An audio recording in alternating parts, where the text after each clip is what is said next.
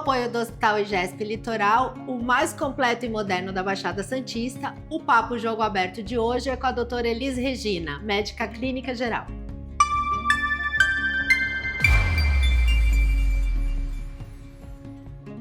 A doutora Elis já está aqui com a gente e hoje o papo é sobre reserva funcional. Doutora, muito bem-vinda. Explica pra gente o que é esse termo, reserva funcional. Bom, a gente fala que a reserva funcional seria a nossa poupança de saúde, né? É a nossa capacidade de enfrentar desafios e conseguir voltar ao equilíbrio. Por muito tempo na medicina, a gente se preocupou mais em diagnosticar e tratar as doenças e a gente entendeu que a reserva funcional é o como a gente vai conseguir enfrentar isso, né? Qual a reserva que eu tenho para conseguir passar por esses desafios que sempre são inevitáveis na vida de qualquer pessoa. É um olhar mais voltado para a prevenção, então? Total para a prevenção. Seria literalmente esse pensamento, analogia da poupança, né? O que eu coloco, deposito ali e o que eu também tiro dessa reserva, né? Nos momentos em que eu preciso passar por uma cirurgia, eu tenho uma infecção, né? Eu tenho algum contexto de saúde. Eu fico feliz porque, na verdade, isso ratifica uma coisa que eu sempre falo aqui, que saúde é uma questão de construção, né? Ao longo da vida, você vai construindo a sua saúde. E essa reserva funcional é exatamente, do ponto de vista técnico, isso que a doutora está dizendo, né? E tem a ver com a formação de músculo, mas tem a ver também com outros benefícios que você pode ir acumulando ao longo da vida, em função da alimentação ou de outras atividades, não é mesmo? Sem dúvida, na verdade a reserva seria como você trabalha esses comportamentos de saúde repetidamente no dia a dia, né? O que a gente faz ali com a alimentação, como se você dorme bem, se você se movimenta, né? Que é esse conceito que a gente sabe que é diferente, que você traz aqui no programa de atividade física, e sim, quanto você coloca o corpo para se movimentar, né? O corpo foi feito para se movimentar. Como a gente controla, né, gerencia o estresse, mesmo sendo uma coisa que é inevitável, o estresse, ele é positivo porque ele nos protege. E tem um efeito super nocivo na saúde, absurdamente. Né? E a gente, aí, relação social, é uma coisa que a gente também sabe que isso é um pilar de saúde muito importante, né? E a saúde mental, sem dúvida. Então, tudo que a gente vai construindo no dia a dia é o que vai fazer com que essa reserva funcional seja positiva, ou ela seja negativa. E tem um ponto aí que eu acho importante alertar, né? Porque às vezes a gente faz exames, principalmente as pessoas mais jovens, né? A gente faz os exames e aí acha que os exames estão normais, dentro dos níveis normais. Mas isso não quer dizer que a pessoa tenha, de fato, uma reserva funcional ou uma saúde mesmo, né?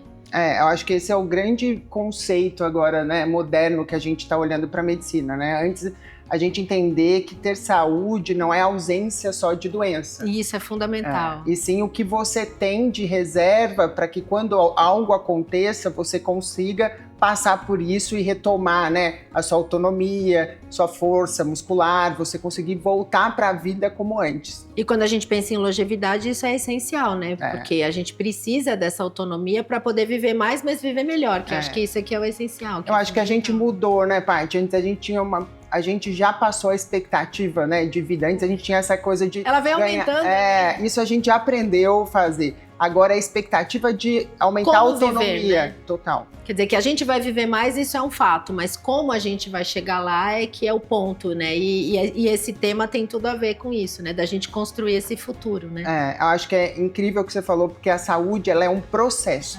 Né? A gente parece como se fosse uma meta final, uma chegada, e não, ela é um processo de como você... E a reserva funcional, ela literalmente está dentro desse conceito de construção de saúde. Então, o que eu faço todos os dias de maneira repetida, talvez no primeiro momento, no hoje, você não sinta grande diferença, mas no acúmulo dos anos, isso vai fazer toda a diferença no seu envelhecimento, como você vai chegar, né? Com uma coisa que a gente se preocupa tanto, que é a autonomia hoje em dia, né? Antes a gente não tinha essa visão da autonomia como a gente tem agora, porque todo mundo quer ter essa capacidade de viver bem, então poder trabalhar, né, fazer as suas atividades, poder se cuidar, curtir a sua família, poder curtir a vida, né? Então a gente pode pensar em 3 pilares, né? Que é o movimento, a alimentação e o controle das emoções, né? Sim. Acho que talvez se trabalhar nesses 3 terrenos aí, a gente consegue ir construindo isso ao longo da vida, né? Quando a gente fala dos pilares de saúde, né, a gente sabe que esses 3 são fundamentais, então a gente sempre fala da alimentação, o sono, que é muito importante, né? O movimento é o que faz toda a diferença para que você tenha força, vitalidade, o controle de estresse. É importante a gente saber que a vacinação entra dentro disso. Muito bem Lembrar lembrado. de controlar as doenças, tratar de maneira adequada as doenças crônicas, né? Convívio social e também, como você disse, gerenciamento de estresse / cuidar da saúde mental. E a doutora trouxe um ponto importante. Quando a gente fala de movimento, a gente não está falando da prática do esporte, né? A gente aqui promove muita atividade esportiva, mostra muita gente que pratica esporte, mas não é o esporte em si. É o movimento mesmo. É trocar o elevador pela escada, é dar a volta no quarteirão, não ir de carro. São pequenas atitudes que colocam o corpo em movimento e que fazem diferença, não é, doutora? Sem dúvida. Até a gente estava batendo um papo aqui.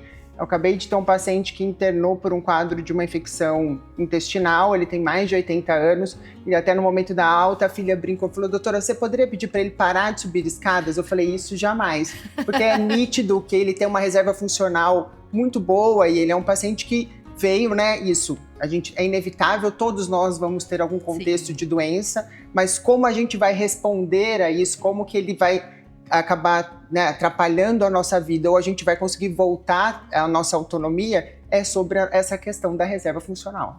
E tem um pouco a ver quando a gente fala da questão da idade biológica, né? Porque muitas vezes os nossos dados de saúde não correspondem à nossa idade e acho que essa questão da reserva também tem impacto nisso, né? Até é nítido, por exemplo, dentro da nossa vida clínica e da UTI também, que você tem dois pacientes com o mesmo quadro clínico e como cada um, né, responde a isso. Forma diferente. Porque essa questão que a gente fala, né, da idade biológica, porque é o que ele tem de reserva, o que ele consegue ter para, nesse momento, como pensando nessa analogia da poupança, poder gastar sem que ele acabe ficando tão debilitado, né, dentro de um contexto. Então, quanto tempo ele vai precisar? Você pode ter um paciente, por exemplo, 2 pacientes com quadro pulmonar, uma pneumonia, e um conseguir sair com autonomia, voltar para a vida normal, e outro precisar de muito mais tempo para uma reabilitação, né, e conseguir ter uma melhora do quadro geral. Então existe uma responsabilidade aí de cada paciente também, né? A tecnologia médica, a intervenção dos profissionais de saúde, sem dúvida,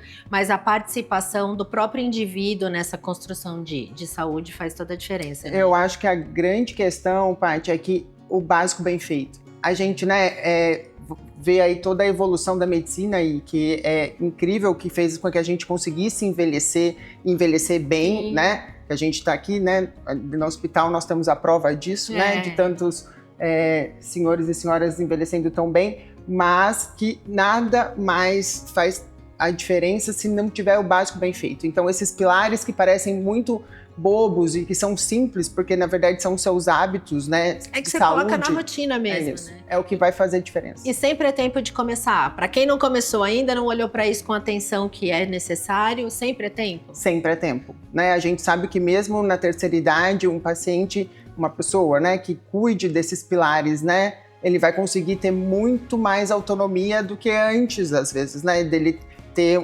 doenças, até mesmo o tratamento das doenças crônicas. Então, como ele vai responder, não é só o medicamento, né? Sim. É todo esse alicerce, vamos dizer, essa base, essa poupança que ele vai ter para poder conseguir ganhar qualidade de vida. Essas dicas foram essenciais para a gente não ter mais desculpa, né? O corpo precisa de movimento, qualquer movimento vale, e a gente também tem que assumir a nossa responsabilidade sobre a construção dessa saúde e um futuro melhor com mais longevidade.